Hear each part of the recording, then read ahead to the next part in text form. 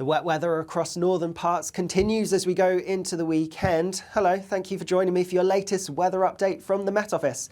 At the moment we have high pressure building across southern areas, which is why the weather's going to turn increasingly settled here. But for more northern parts, it's a messy, wet picture for many, low pressure and a frontal system as we go through Thursday, bringing some heavy rain across northern areas. You can see across Scotland, northern England and northern parts of Wales into the Midlands, there will be outbreaks of rain and some totals could build up, particularly over Cumbria. Perhaps as we go through Thursday, we could see around 80 millimetres, but because it's coming over quite a long period, we're not expecting any major impacts. A drier picture across Northern Ireland as we go through into the afternoon, and also drier for many central southern parts of England and Wales, perhaps some bright sunny spells developing, though it is going to be quite cloudy. And because of the cloud, temperatures not rising particularly high, near normal for the time of year, highs around 18, 19 Celsius in the south, cooler than this further north and feeling markedly cooler in the cloud, the wind and the rain.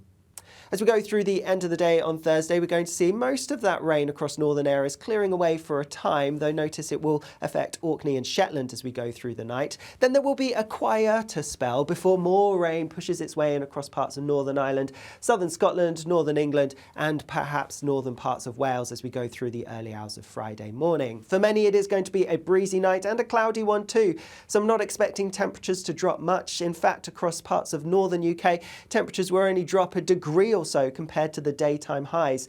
So it is going to be a mild and breezy and perhaps damp start on Friday morning for some of us, particularly damp across northern areas. Again, some heavy rain likely across parts of northwest England, southern Scotland, into North Wales and across Northern Ireland. It is going to be a fairly wet day as we go through Friday. Also a spell of rain affecting again Orkney and Shetland, but in between these two zones, notice across parts of Scotland there could be some dry and for eastern parts of Scotland some sunny weather to be had, although it is looking quite blustery, particularly towards the coasts. Also some decent dry sunny weather across more central southern parts of England and Wales, and here with some warm air being dragged up from the south, we're likely to see temperatures rising to around 22 or 23 Celsius, and even further north temperatures do look like they'll be a touch higher than on Thursday. Later on Friday, we're going to see more wet weather pushing its way in from the west, affecting particularly western parts of Scotland as we go through Friday night. This is due to a front that's going through something called frontogenesis, so it's going to become more active, it's going to invigorate, and that means we are going to see some heavy rain as we go through this weekend. We are likely to see totals really building up as we go through Saturday into Sunday, especially across western parts of Scotland.